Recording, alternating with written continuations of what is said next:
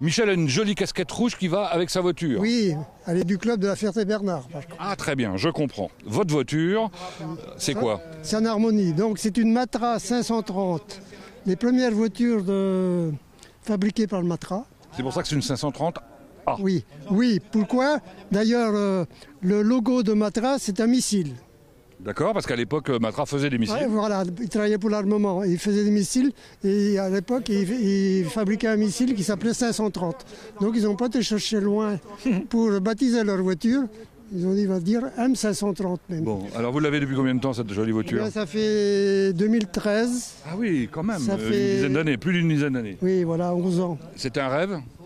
Oui, j'aime bien de toute façon, j'ai plusieurs voitures chez moi, ce n'est que des voitures françaises. Des années 60, 70? Oui, j'ai une Simca 1000 coupée Berton, des produits rares même un peu. Ouais. Une Panhard 24 CT, Très bien. 64. Ça, elle est 68. Et Jean-Luc Lagardère, qui était le directeur de chez Matra, quand ils ont voulu lancer une voiture, Monsieur Tout-le-Monde un peu, hein, une voiture pour des jeunes, il a dit à ses ingénieurs, il faut me faire une voiture, 4 places, c'est 2 plus 2. Mais il me faut un coffre à l'avant, un coffre à l'arrière. Alors là, vous mettrez le moteur où vous voulez. Donc il est au milieu. Donc c'est un moteur central. C'est-à-dire qu'il est en avant des roues arrière. Oui, voilà. Ah, quand c'est comme ça, le moteur central, oui, voilà. Il est plutôt dans le... Ah, donc il y a 2 coffres. Alors ça, c'est une anecdote que je ne connaissais pas. Mais effectivement, là où je suis surpris, c'est parce qu'elle n'est pas très très grande. Et il y a malgré tout 4 places. Ouais. Oui, plus 2. Hein. Plus Oui, 2, c'est pour les enfants aujourd'hui. C'est des petites places, voilà. Ouais, ou des Japonais. Voilà, alors donc c'est un moteur V4 de chez Ford. Parce qu'il fallait qu'il trouve un moteur peu encombrant. Donc c'est un moteur monté comme ça. Vous allez nous le montrer? En V. Ah ben non, on peut pas le voir du coup. Oui, je peux vous le faire voir.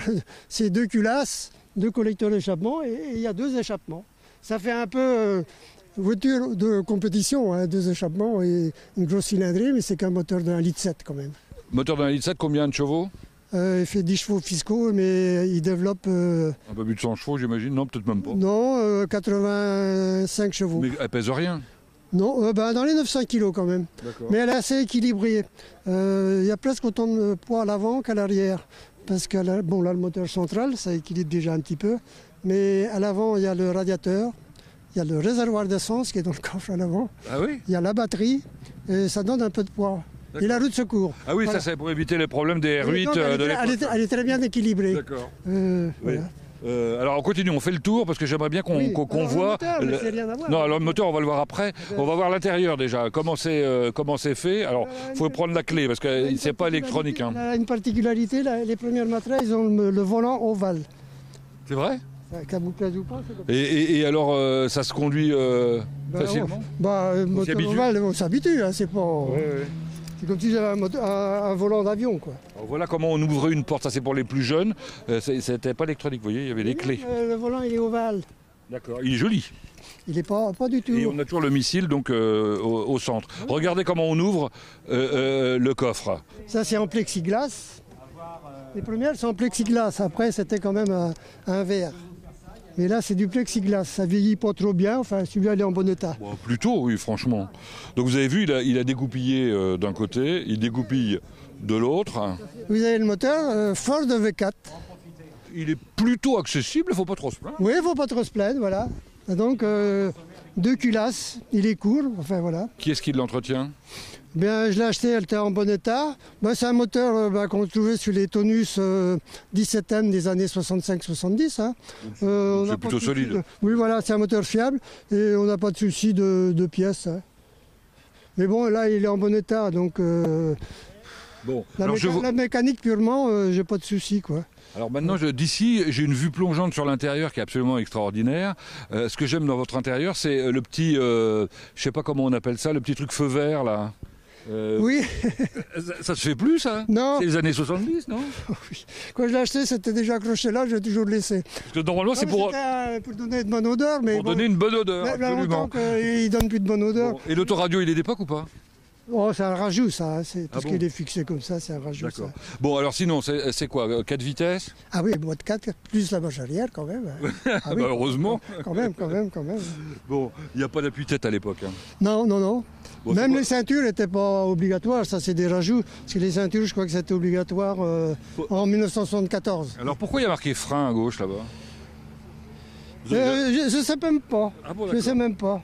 Non, Est-ce que s'il y a un problème sur le circuit de freinage, il y a un témoin qui s'allume? D'accord. Et les deux gros boutons qui sont à côté de l'autoradio, c'est quoi?